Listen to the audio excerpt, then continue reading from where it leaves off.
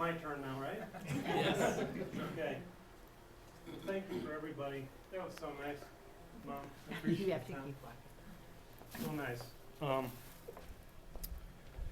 It's so nice to see the logo on here. I love this logo, and now I have it engraved. So thank you so much. I am very honored to accept this, and I just wanted to say two quick things. I'm not going to keep you very long, so I want to tell you two little stories. First story is just recently Colleen made a video of my mom. She interviewed her, and she spent 3 or 4 days interviewing her and asking her about her life so that we would have a nice chronicle of Mom's life. And in that video, Colleen and I watched it the night after Christmas, I think it was. We watched it, and it came to a part where she was getting married, and it was up here at Lodi First Congregational Church, where I go to church, and there was a picture on that video of Mom, and she was going out after the wedding, and the thing that really struck me was the car. The car was decorated up. Her friends had put streamers and rocks and painted the windows and, you know, done all kinds of stuff. But the thing that really struck me was there was a sign hanging off the car, and the sign said, "Watch Lodi grow."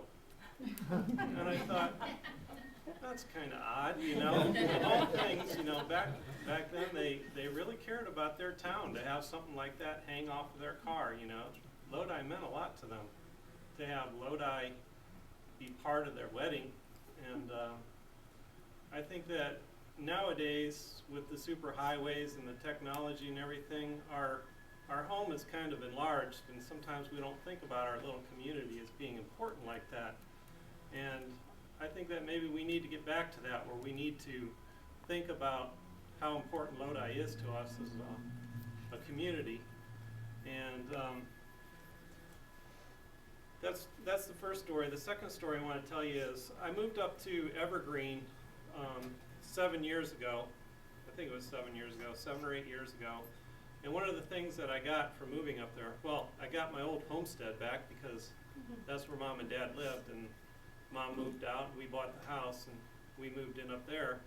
But I also got some really nice neighbors, and it's nice to have nice neighbors. One of the neighbors that I got was my elderly aunt, Aunt Rosemary. She lived next door to me, and my Uncle Ivan. And when I was up there a couple years ago, my uncle died, and Rosemary was alone, and she was there at the house.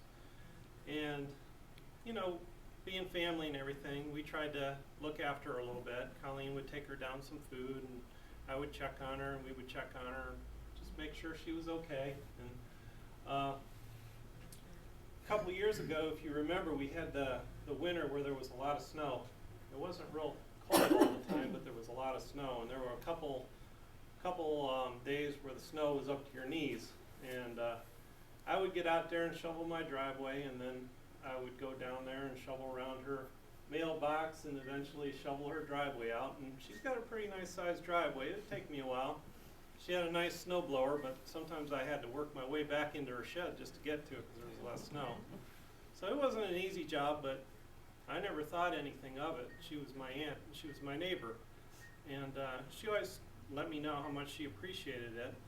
Well, last year, after she had moved out, I happened to be down at her house. They were moving or something, and her son, Denny, who lives in Worcester, came up to me and he said, "You know, we sure appreciate all the work that you've done for my mom." And the only thing that came to me was I was just doing what felt natural to me. And I think that's what I want to leave with everybody, is that Lodi is a community, and we just need to do what's natural to us and look after our neighbors. If we do that, we're going to be a great community. And that's basically all I have to say.